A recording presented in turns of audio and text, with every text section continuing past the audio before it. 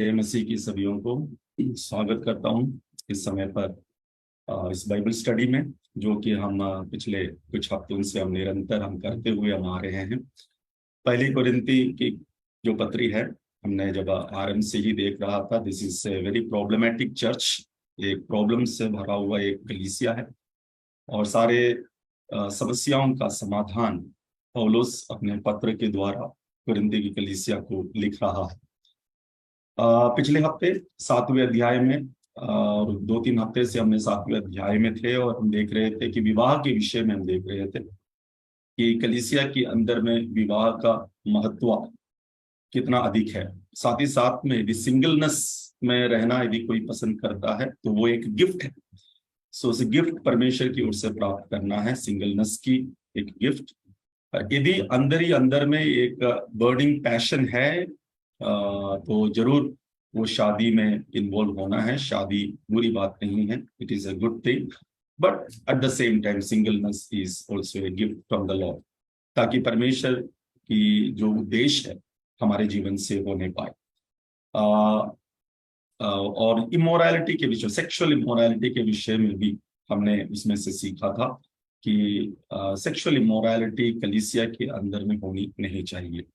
आज हम 8वीं अध्याय में हम जब पहुंच रहे हैं, हम जब सीखने के लिए जा रहे हैं, this is another very important thing in a multi religious pluralistic context में। ये अध्याय बहुत ही महत्वपूर्ण है, खासतौर से जब हम भारत में हम रहते हैं।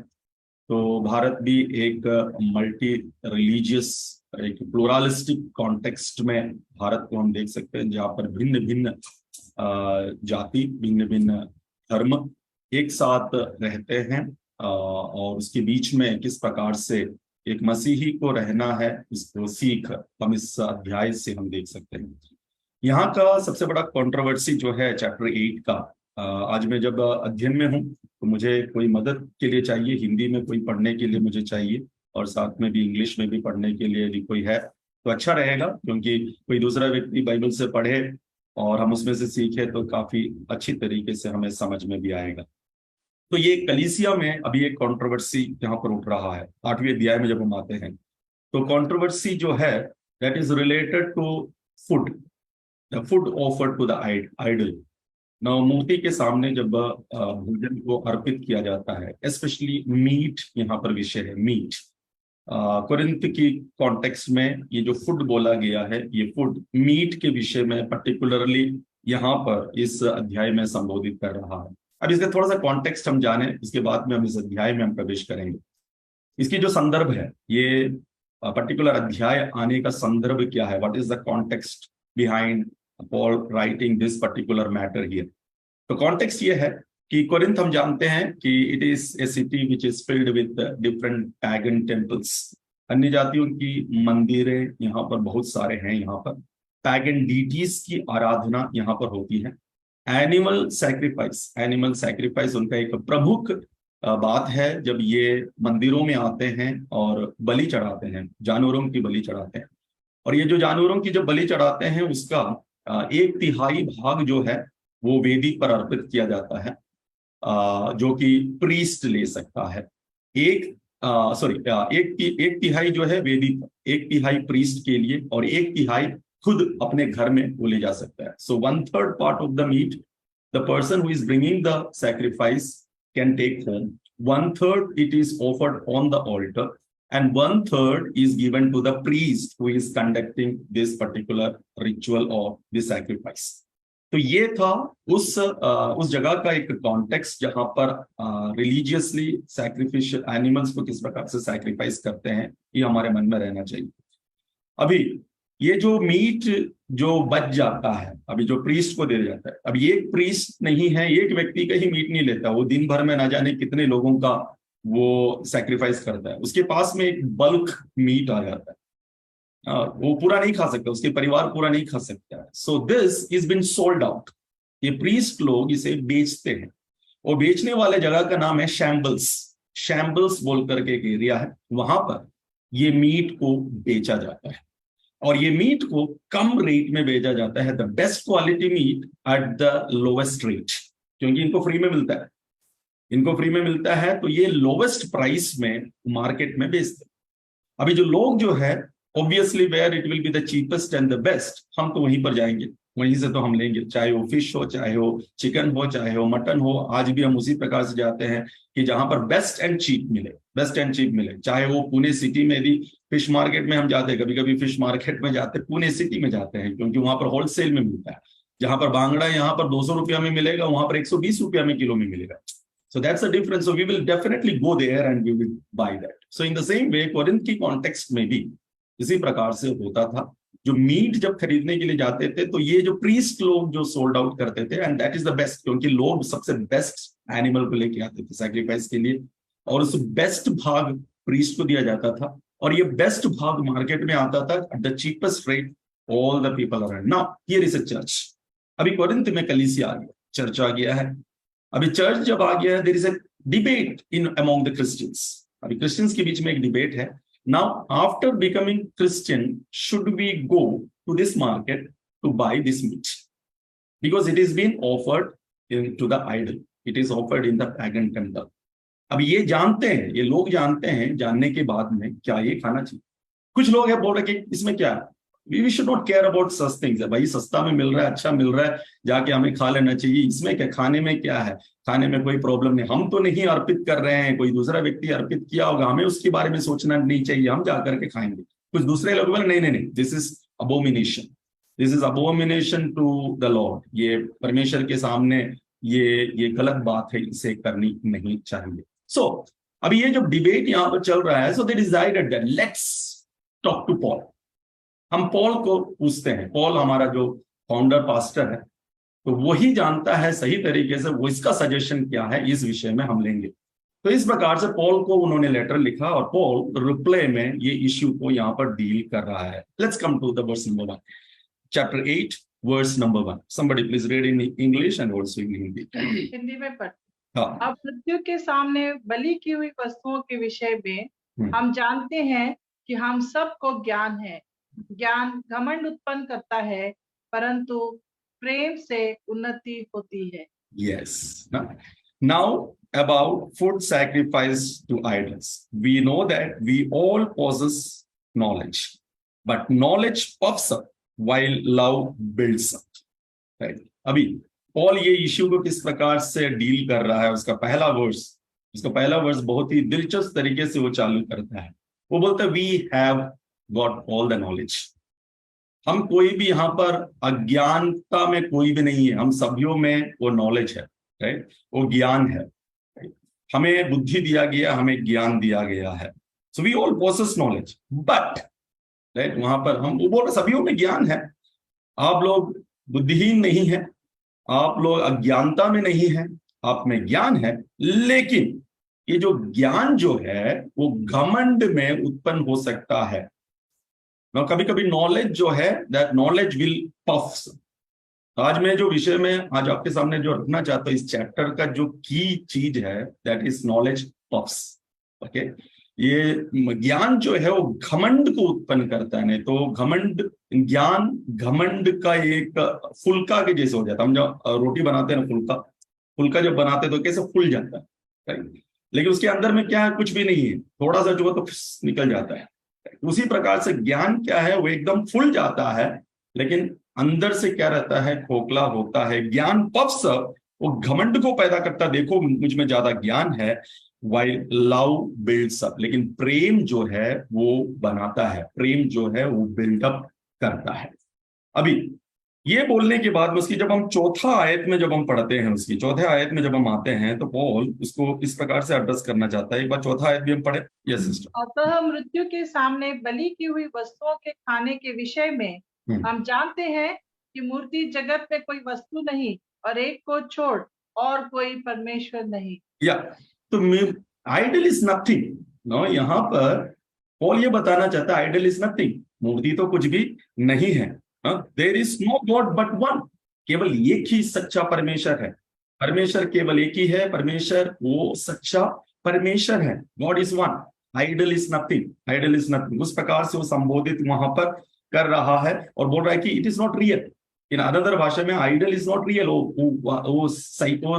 उसमें कोई रियलिटी नहीं है, but there is one reality in one God, that is our God. तो वो चीज को यहां पर पॉल लेके आ रहा है, idol is nothing, it is not real, but there is one God who is real and who is everything, and that is of very importance. उसके बाद वर्स नंबर 6 भी हम पढ़े एक बार, वर्स नंबर 6। तो भी हमारे लिए तो एक ही परमेश्वर है, अर्थात पिता, जिसकी ओर से सब वस्तुएं हैं और हम उसी के लिए हैं, और एक ही प्रभु है अर्थात यीशु मसीह, जिसके द्वारा सब वस्तुएं हुई और हम भी उसी के द्वारा हैं। Amen. Praise God. पहले चौथे आयत में बोला there is one God, idol is nothing, there is only one God and that's the real God। छठवीं आयत में बोल रहा वही गॉड से हमारे लिए एक उद्धारकर्ता आया है जिसका नाम प्रभु यीशु मसीह है, उसके द्वारा हमारा उद्धार हुआ है। He has created everything, उसी ने सब कुछ सृजा है और वही हमें उद्धार भी दिया है। He had saved us। तो ये चीज को प्रधानता यहां पर पौलुस रखना चाहता है जब ये विषय को डील कर रहा है, food offered to the idol should be eat और नॉट ईट। ठीक है, अभी यहां तक समझ में आया होगा। पॉल जब एड्रेस करने जा रहा है, पौलुस बोल रहा है idol is nothing, it is not real, God is the only one real, and that real God has sent Jesus Christ. He has created everything, and it is for His purpose He has created everything, and that Jesus Christ has saved me and saved all of you, saved the church of Corinth। ठीक है, इतना हमें आगे हमें मन में रखना चाहिए जब हम इसको हम समझने के लिए जाते। So he is telling that meat offered to the idols, if you eat also there is no issue। पहले उसे संबोधित कर रहा है। ठीक है, वो क्या बताना चाहिए, इसलिए वर्स नंबर 2 में पढ़ते हैं, those who think that they know something do not yet know, उस भाग में मैं आऊंगा, but whoever loves God is known by God। So then about eating food sacrificed to idol, we know that idol is nothing at all in the world and that there is no God but one। इसका मतलब वो क्या कर रहा है, वो बता रहा है कि there is no issue in eating the meat offered to the idol। ठीक है, ये क्या बताना चाहता है कि हमारा नॉलेज से ऊपर में एक हायर प्रिंसिपल है, that is what he want to bring. We all have got knowledge, हम हमेशा नॉलेज के हिसाब से बहुत सारी चीजों को करते हैं, लेकिन नॉलेज के ऊपर में एक हायर प्रिंसिपल है, एक उच्च सिद्धांत है, और सिद्धांत है प्यार, प्रेम। अब ये चैप्टर्स है, चैप्टर 8, 9, 10, 11, 12, 13, 14, 15, वहां पढ़े उतना पढ़ेंगे, 13 तक पढ़ेंगे तो आपको समझ में आएगा Paul want to bring the love is the greatest, no that is the love chapter. 13 chapter में जब हम आते हैं लव, तो यहां से वो चालू कर रहा है कि भाई हमारा नॉलेज से ऊपर एक हायर प्रिंसिपल है, एक उच्च सिद्धांत है, और वो उच्च सिद्धांत क्या है, प्रेम का सिद्धांत। ठीक है, नॉलेज से ही सब कुछ सिद्ध मत करो, परफेक्ट मत करो, लेकिन नॉलेज के ऊपर में एक हायर प्रिंसिपल है, वो है प्रेम। इसीलिए यहां पर बोलता है द लव बिल्ड्स अप ना, लव बिल्ड, पहले ही आयत में लिखा है, but knowledge puffs up while love builds up. Knowledge क्या करता है, वो पफ करता है, लेकिन प्रेम जो होता है वो निर्माण करता है, वो बनाता है। वो बोलने के बाद में ये इश्यू को यहां पर वो एड्रेस करने की प्रयास वो कर रहा है। प्रेज़ गॉड, आमीन। उसकी जब हम 8वीं आयत में जब हम आते हैं, 7 और 8 भी पढ़े, 7 और 8 भी हम पढ़े। सबको यह ज्ञान नहीं, परंतु कुछ तो अब तक मूर्ति को कुछ समझने के कारण मूर्तियों के सामने बलि की हुई वस्तु को कुछ समझकर खाते हैं, और उनका विवेक निर्बल होने के कारण अशुद्ध हो जाता है। भोजन हमें परमेश्वर के निकट नहीं पहुंचाता। यदि हम न खाएं तो हमारी कुछ हानि नहीं, और यदि खाएं तो कुछ लाभ नहीं। यस, यदि हम खाए तो कुछ हानि नहीं, यदि हम ना खाए, if we are no worse if we do not eat and no better if we do। हम खाने से भी हमें लाभ नहीं है, नहीं खाने से भी उसका कोई प्रॉब्लम नहीं है, राइट। लेकिन यहां पर कुछ लोग हैं, कोरिन्थ की कलीसिया में कुछ लोग हैं जो कि आइडल को ऑफर किया हुआ खाना वो समझते हैं कि ये खाने से मैं अशुद्ध हो जाऊंगा, मेरी जो पवित्रता जो प्रभु यीशु मसीह के द्वारा हुआ है उससे एक डिफाइल आ सकता है, तुच्छता आ सकता है, मेरे जीवन जो है अशुद्ध हो सकता है। ये एक बात यहाँ पर कुछ लोगों के अंदर में है, ये पौलुस भी यहाँ पर बताना चाहता है। उसके बाद में जब उसकी 9वीं आयत में जब वो चालू करता है, वो कहता है कि be careful however that the exercise of your rights does not become a stumbling block to the weak. बताना चाहते हैं यदि तुम लोग जो एक्सरसाइज कर रहे हो, तुम लोग सोच रहे हो कि नहीं आइडल का खाना खाने से कुछ नहीं होगा, बाई चांस तुम लोग जाकर आइडल के ऑफर किया वो खाना को खा रहे हो और एक वीक विश्वासी, एक कमजोर विश्वासी वो देख लिए, जो कमजोर विश्वासी जो पहले ये खाते थे लेकिन अभी वो नहीं खाते प्रभु में आने के बाद, लेकिन तुम जो है तुम में मैच्योरिटी ज्यादा आने के कारण से, काफी ज्ञान आने के कारण से, तुम ये खाने के कारण यदि वो एक स्टम्बलिंग ब्लॉक बनता है एक वीक विश्वासी के लिए, कमजोर विश्वासी के लिए, तो वो प्रॉब्लमैटिक है। For if someone with a weak conscience sees you with all your knowledge eating in an idol's temple, won't that person be emboldened to eat what is sacrificed to the idols? वो छोड़ दिया था, idol के खाना छोड़ दिया था क्योंकि उसके मन में था कि आइडल का नहीं खाना चाहिए, लेकिन तुम्हारे खाने के द्वारा वो अभी फिर से वो खाने लग रहा है। Then this is creating a problem, this is a stumbling block। इसकी जिम्मेदार तुम ठहराओगे जिसमें ज्यादा ज्ञान है। ज्यादा ज्ञान होने के कारण से, थियोलॉजिकल ज्ञान होने के कारण से, इंटेलेक्चुअल ज्ञान होने के कारण से, एक्सपीरियंशियल ज्ञान होने के कारण से, बिब्लिकल ज्ञान होने के कारण से, यदि अब तुम खा रहे हो but you are becoming a stumbling block to the weak Christian whose conscience is very weak, and if he is also been led into that which he has left it, लेकिन उसका कॉन्शियंस उतना strong नहीं है, तब उस weak conscience को faith से deviate करने के कारण तुम you will be responsible. So be careful. Okay, पहले पॉल क्या बोलता है? This is nothing, idol is nothing, only there is one God is the real. Okay, ये जो मीट ऑफर करता है इससे कोई प्रॉब्लम नहीं है, but there is a but. Okay, there is a but. आप कॉमन गुड कलीसिया के अंदर में एक स्ट्रॉन्ग विश्वासी भी होगा, एक वीक विश्वासी भी होगा, राइट? आप स्ट्रॉन्ग विश्वासी हैं, आपके अंदर में थियोलॉजिकल चीजें हैं, भरा हुआ है, बिब्लिकल नॉलेज भरा हुआ, वर्षों से आप प्रभु में हैं, आप बाइबल को 10-20 बार पढ़ चुके होंगे, बहुत कुछ ज्ञान प्राप्त कर चुके, आपको पता है कुछ नहीं है, लेकिन जो अभी अभी नया जन्म के अनुभव में आए हैं वो यदि डिविएट हो जा रहा है, उसके अंदर में आया था विश्वास, लेकिन आपकी इस प्रक्रिया के कारण से, नहीं तो मेरे उस ज्ञान के द्वारा, मेरी समझ के अनुसार से मैं इसको कुछ नहीं समझते हुए खा रहा हूं, तो वीक व्यक्ति यदि फेथ से डिविएट हो रहा है, I will be the responsible. Pastor Benson ने तो उस प्रकार से किया है, राइट? तो मैं भी उस प्रकार से करूंगा।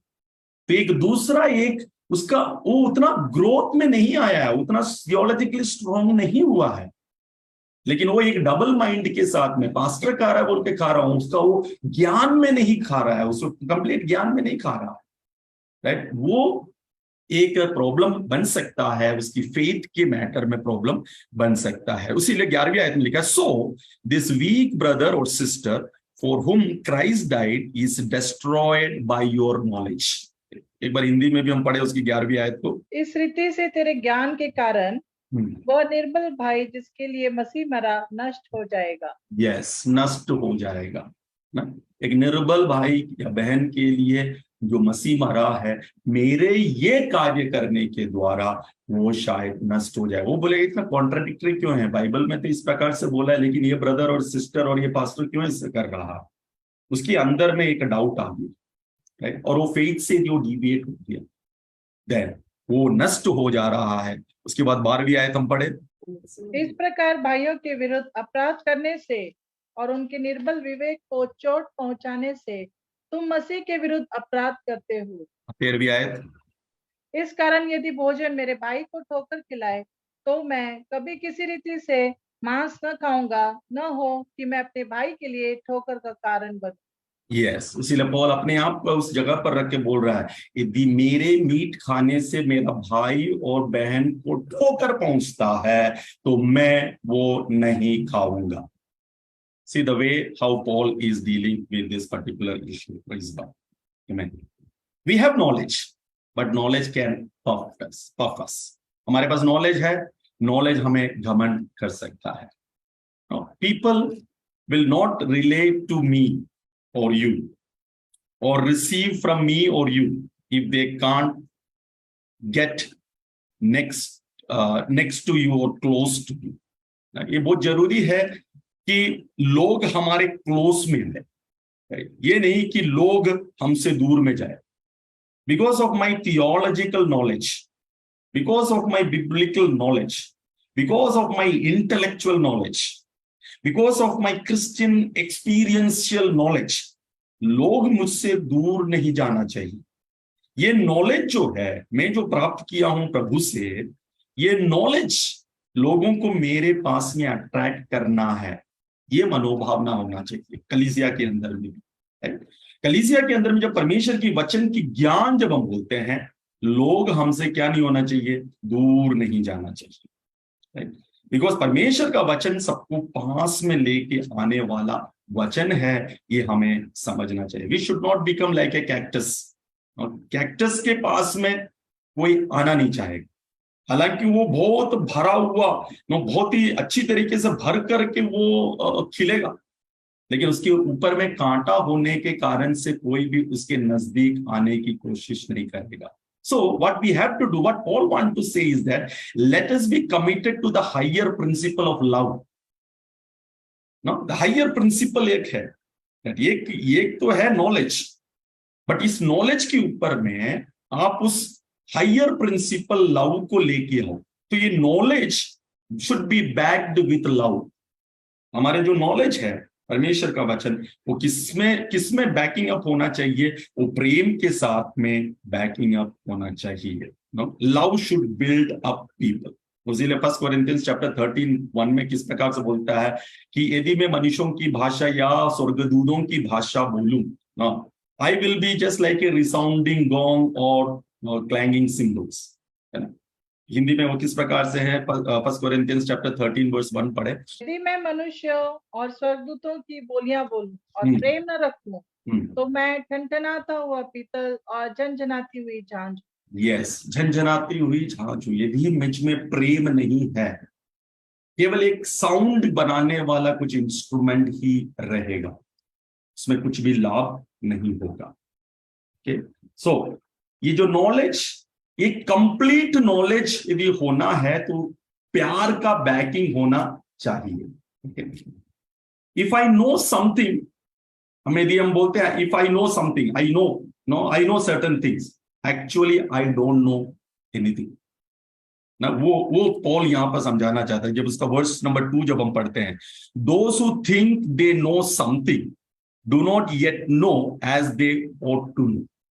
दोस हु नो समथिंग, हम कभी कभी बोलते हैं आई नो समथिंग, मुझ में ज्ञान है उसका, मुझ में परमेश्वर का वचन है, लेकिन एक्चुअली यहां पर पॉल बोल रहा है, जो बोल रहा है कि मुझ में ज्ञान है, एक्चुअली उसमें क्या नहीं है, ज्ञान है ही नहीं.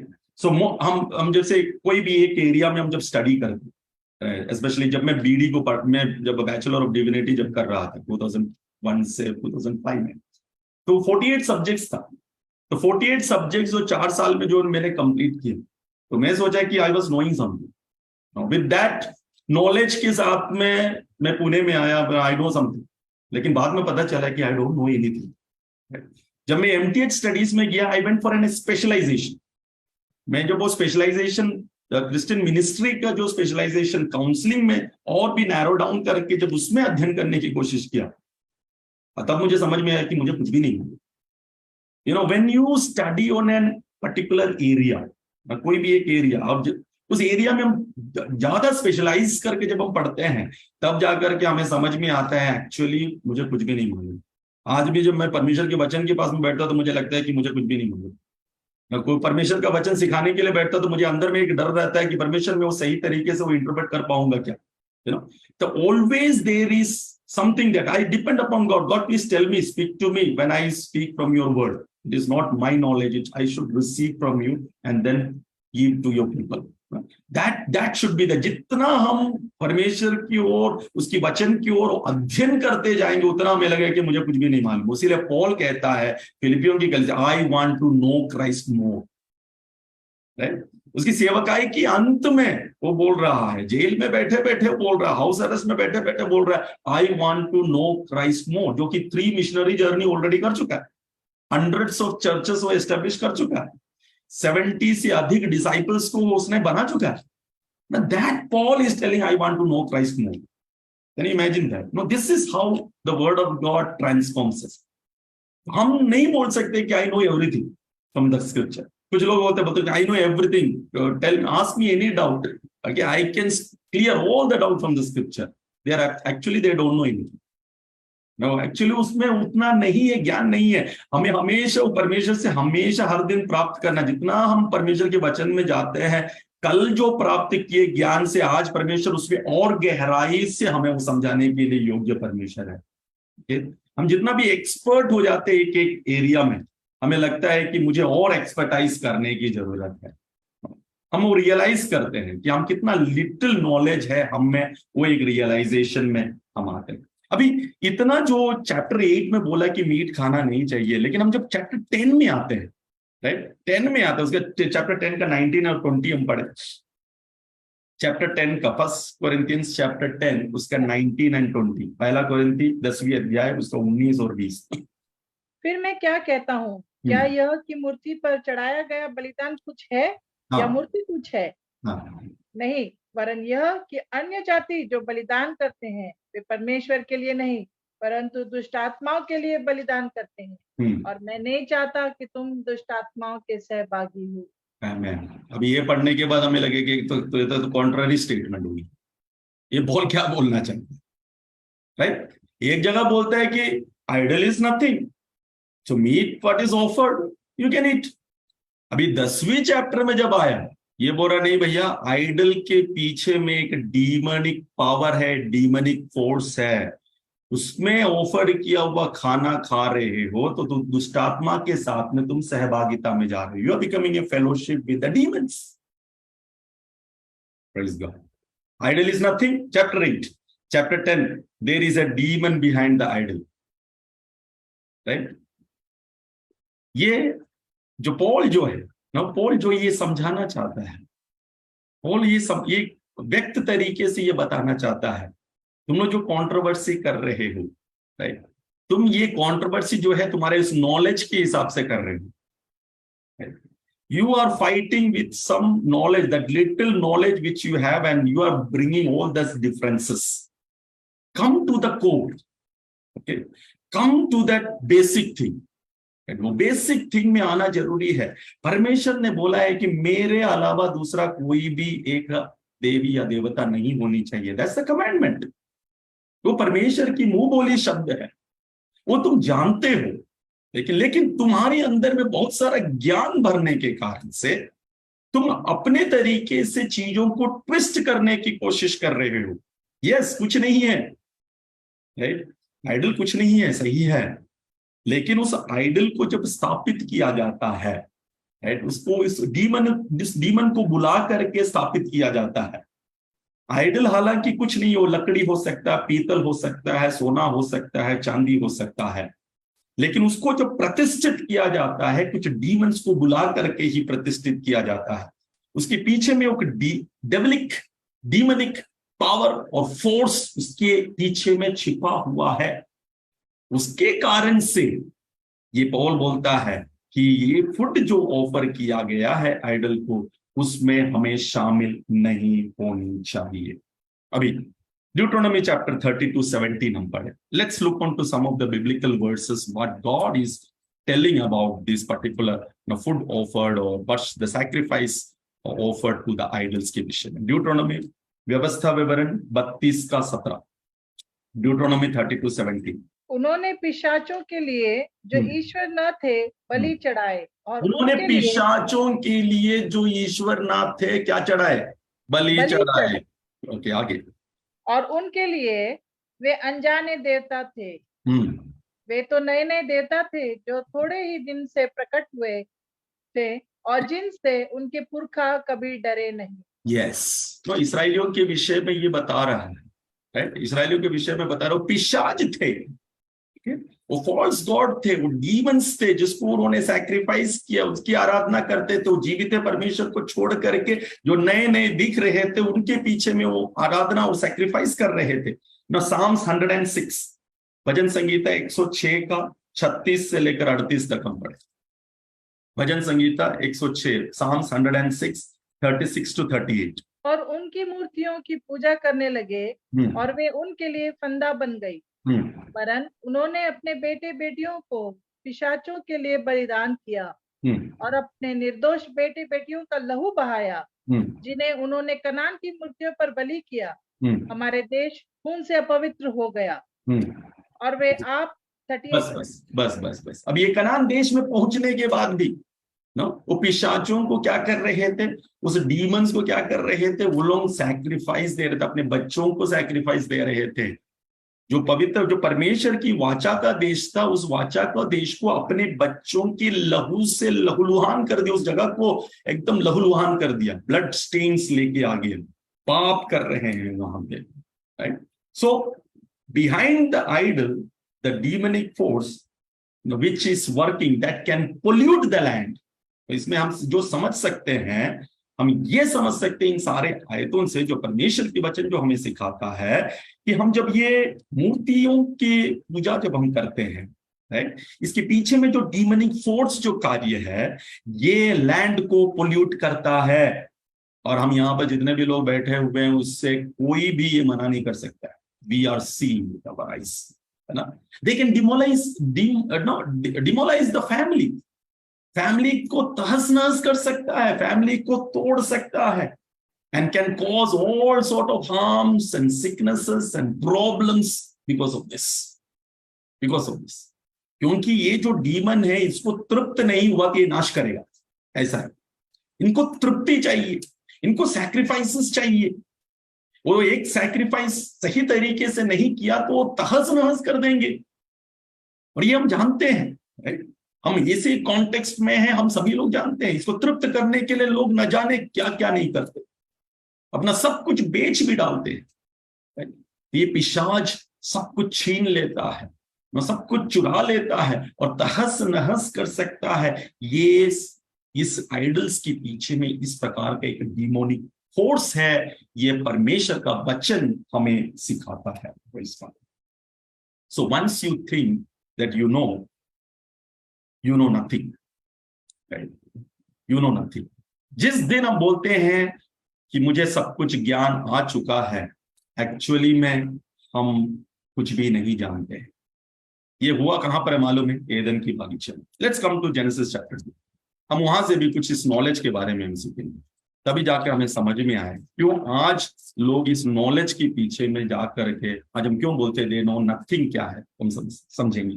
जेनेसिस चैप्टर 2 उसका 15 से 17 नंबर है। जेनेसिस चैप्टर 2 उसका 15 to 17।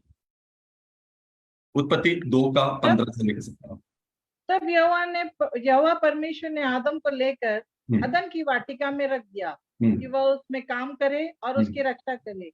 और यहोवा परमेश्वर ने आदम को यह आज्ञा दी, तू वाटिका के सब वृक्षों का फल बिना खटके खा सकता है, पर भले या बुरे के ज्ञान का जो वृक्ष है उसका फल तू कभी न खाना, क्योंकि जिस दिन तू उसका फल खाएगा उसी दिन अवश्य मर जाएगा। मैंने एदन की बागीचे में परमेश्वर आदम और हव्वा को रख रहा है, आदम को रख रहा है, और वहां पर कह रहा है कि तुम इस यहाँ पर जितने भी वृक्ष है, सारे वृक्ष का फल तुम खा सकता है, लेकिन बीच में एक वृक्ष है, भले और बुरे ज्ञान का जो वृक्ष है, the knowledge of the good and evil का जो ट्री है, उसमें से तुम नहीं खाना, उसमें से तुम नहीं खाना।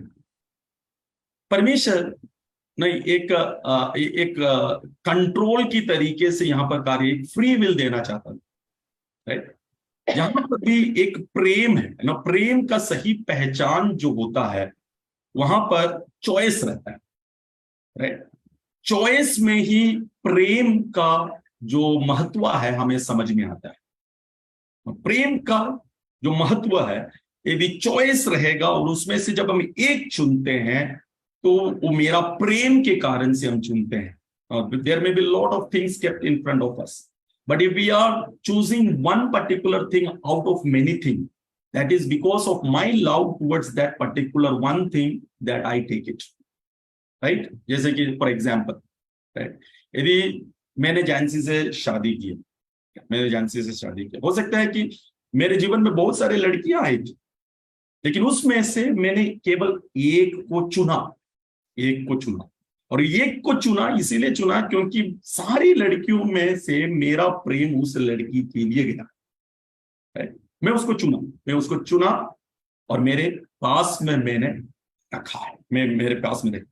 सो बहुत सारे चूज करने वाले थे, उसमें से मैं एक चुन रहा। सपोज केवल महिलाएं हैं और मैं ही केवल एक पुरुष हूं, for example, okay, I am in a world, only one man is there और बाकी सभी लड़कियां हैं। उसमें कोई भी आकर मेरे पास में आके बोलता मैं तुमसे शादी करना चाहता हूं, तो that is not because of the love, because there is no other option for that girl, right? There is no other option. इसीलिए वो कोई ना कोई तो एक ही पुरुष है, इसीलिए वो एक पुरुष जो था उसको सीधा जाकर के अपना रहा, राइट? लेकिन परमेश्वर जो है, परमेश्वर मनुष्यों को वो प्रेम के साथ में रचा है, और परमेश्वर चाहता है कि मनुष्य भी परमेश्वर से उसी प्रकार से प्रेम करे। God, out of his love, he created human being and is expecting that the human being should also love him in that way, so that he kept a forbidden tree, ये नहीं खाना, एक चॉइस रखा। If you are going to this particular tree, you are rejecting me, you are telling that I have no love for you, right?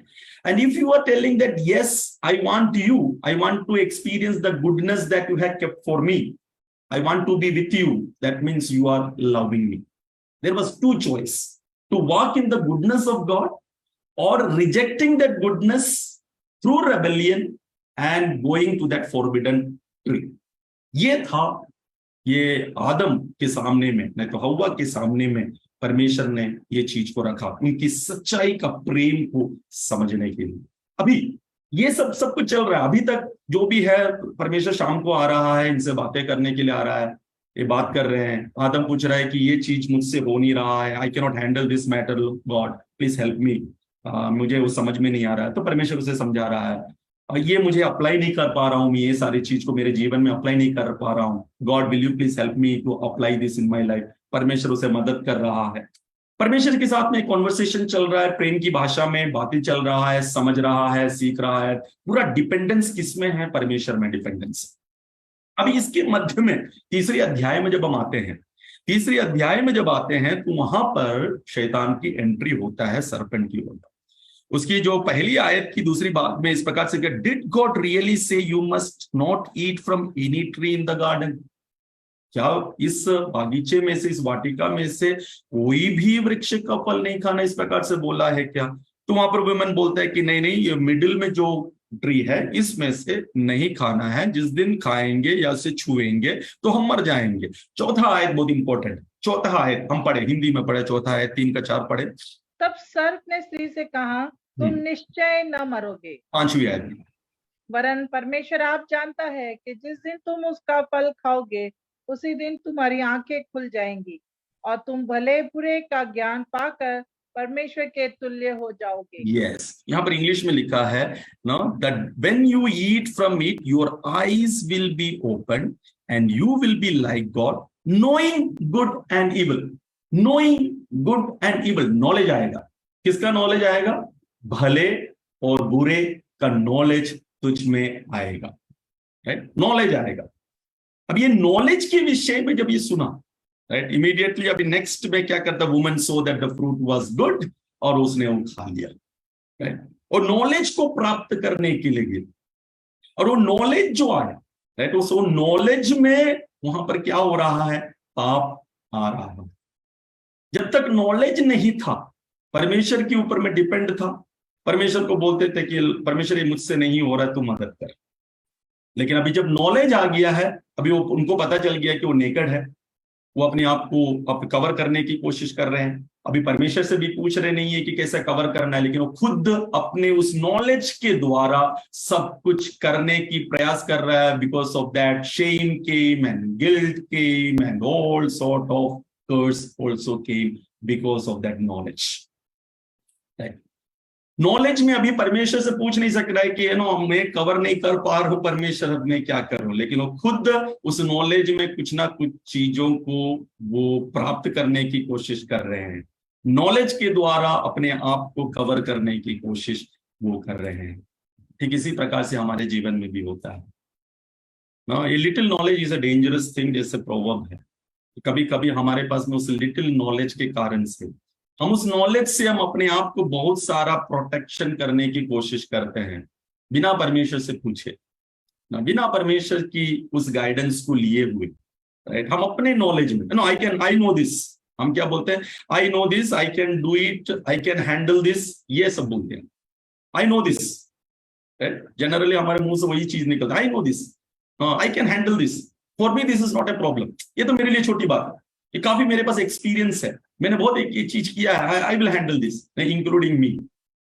हम सभी लोग इस प्रकार से बोलते हैं, which is a very dangerous, right. Knowledge puffs, और knowledge में ही हम डिपेंड होते हैं, वो घमंड की ओर होता है। एक्चुअली हम कुछ नहीं जानते हैं, लेकिन यहां पर पौलुस कलीसिया को समझाना चाहता है, no seek the guidance from God. Now there should be a love in that. The love of God में आना जरूरी है, और गुडनेस ऑफ गॉड के पास जाना है, जिसके पास सब प्रकार का गुडनेस है, उससे हमें पूछना है हर चीज में कि इस चीज को मैं किस प्रकार से हैंडल करूं, ये बात को मैं किस प्रकार से इसको सोल्व करूं, ये चीजों को मैं किस प्रकार से मैं एड्रेस करूं, ये सब कुछ हमें परमेश्वर से प्राप्त करना है। We are the children of God. Now we are the children of God. हम कभी भी परमेश्वर के सामने हम अडल्ट नहीं हो सकते। The day when we say that I am an adult Christian, I am a mature Christian, right? I know everything. Now there हमारा जीवन में वो फॉल आता है, हम कुछ नहीं जानते हैं। I have to depend upon God. Now in everything, even in the marriage, right? Even in the family life, even in the ministry, right? Even in our business, even in the professional things, in our school activities, in the college work. It is not I know. It is not I know. Now, let me take the help of God. Now, there is someone who is sovereign. उसकी guidance मैं लूं, ये नहीं कि मैं जानता हूं, मैं हैंडल कर सकता हूं, ये नहीं। अधिकतर हम उस प्रकार की गलती करते हैं। Let the name of the God be glorified. तो परमेश्वर की नाम की ग्लोरी होनी चाहिए। जरमाया 9:23 हम पढ़े, हम समाप्ति की ओर हमारे जरमाया chapter 9:23, जरमाया chapter 9 verse number 23।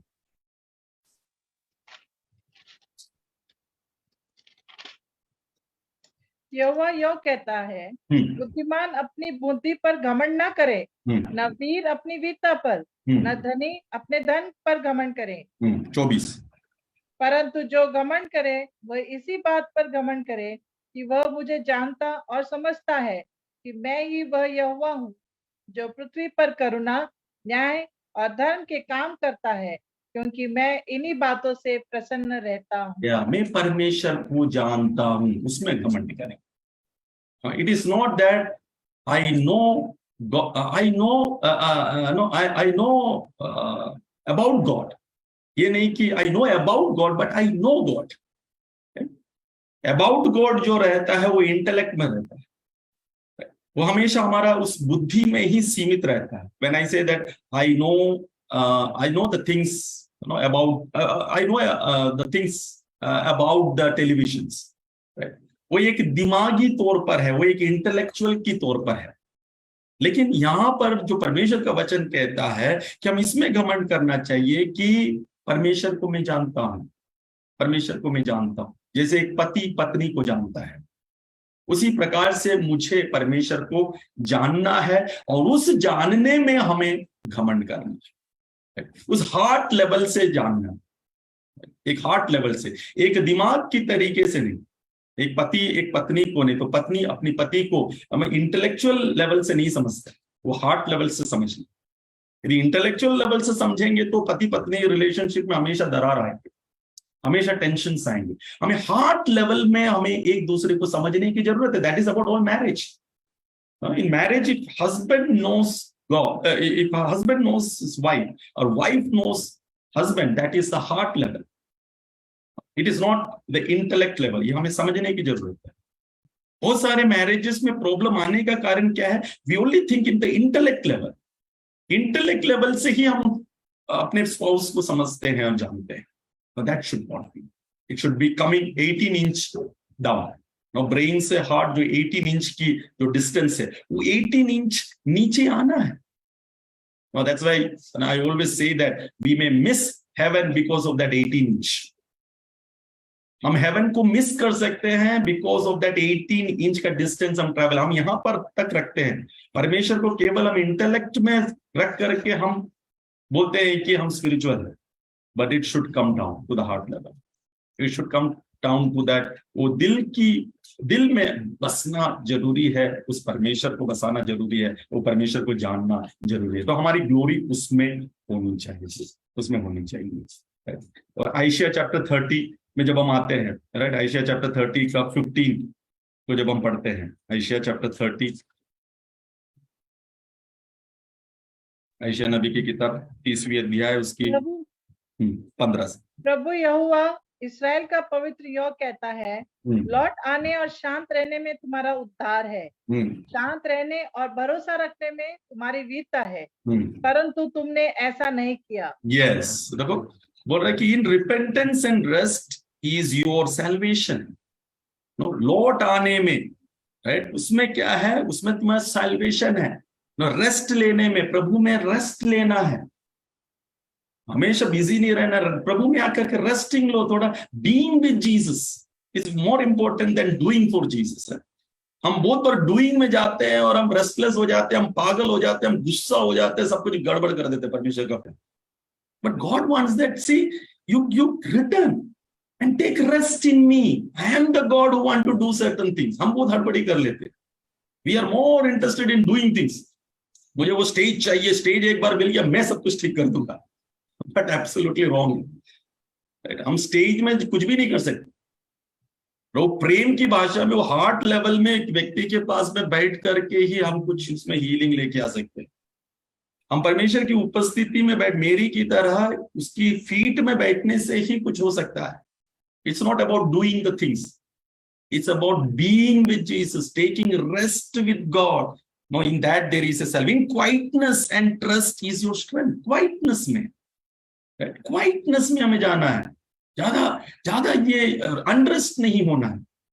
B quiet, no, having a quiet time with the Lord. तो क्वाइटनेस में आने की जरूरत है, उस ट्रस्ट में आने की जरूरत, परमेश्वर का ट्रस्ट में आने, उसमें हमारा स्ट्रेंथ है, क्वाइटनेस में और उसका ट्रस्ट में। परमेश्वर में जब हम भरोसा रखते हैं वो हमारे लिए स्ट्रेंथ बनता है। उसके बाद क्या बोलता है? But you would not have, but you would have none of it. उससे पहले हम जब पढ़ते हैं, क्यों बोलने का कारण क्या है? क्योंकि असीरियन आर्मी अभी इसराइल का अटैक में आ रहा है, तो इसराइल का राजा इजिप्ट का हेल्प ले रहा है, राइट, इजिप्ट का हेल्प ले रहा है, परमेश्वर से नहीं पूछ रहा है। वो इजिप्ट का जो स्ट्रेंथ है, इजिप्ट के घोड़े जो है, इजिप्ट की वेपन्स जो है, इजिप्ट की जो सोल्जर्स का पावर जो है, उस पर डिपेंड करके जीतना चाहते हैं। लेकिन परमेश्वर बोलता है नहीं, सैल्वेशन तुम्हारा कब होगा? सैल्वेशन तुम्हारा तभी होगा यदि तुम वापस आओगे और मुझ में आराम करोगे। No, seek from me. उसके बाद में हम जब उसके 21 वर्ड्स जब हम पढ़ते हैं, 21 वर्ड्स भी पढ़े, 30 का 21। जब कभी तुम दाहिनी या बाईं ओर मुड़ने लगो, तब तुम्हारे पीछे से यह वचन तुम्हारे कानों में पड़ेगा, मार्ग यही है, इसी पर चलो। This is the way, walk in it. कब? When you return, when you take rest in me, when you remain quiet in me. नहीं, क्वाइटनेस में तुम जब जाओगे, मुझ पर जब भरोसा रखोगे, you will listen a voice from behind. Right में जाना है, लेफ्ट में जाना है, कौन सी मार्ग में जाना है, ये मार्ग कौन बताएगा? परमेश्वर हमें बताएगा, परमेश्वर हमें बताएगा। So we have to remain in the law. ये नॉलेज में नहीं है, लेकिन परमेश्वर में डिपेंड होकर, उसकी गुडनेस में। हम जानते हैं in God there is goodness, let me take rest in the Lord. Let me be quiet in the presence of the Lord. Let me trust in the Lord. And when we will do this, definitely the complete salvation will happen in our life, and also we will all hear the voice from the Lord, which way you should go. We will understand the will of God in another way. परमेश्वर का इच्छा हम क्या समझ नहीं पाते, क्यों? हम हड़बड़ा रहे, हम रेस्ट नहीं लेना चाहते, हम क्वाइट में नहीं आना चाहते, हम भरोसा नहीं रखना चाहते हैं, और हम बोलते हैं कि परमेश्वर की इच्छा क्या है मुझे समझ में नहीं आ रहा है। लेकिन परमेश्वर बोल रहा है मैं अपनी इच्छा को बोलना चाहता हूं, लेकिन तुम वापस आओ, come on, you repent, come back to me, be quiet, इसमें ट्रस्ट कर, तुम तो थोड़ा रेस्ट ले, तू हड़बड़ा मत, you be with me for some time. In being with Jesus, we will understand what's the will of God. What's the will of God?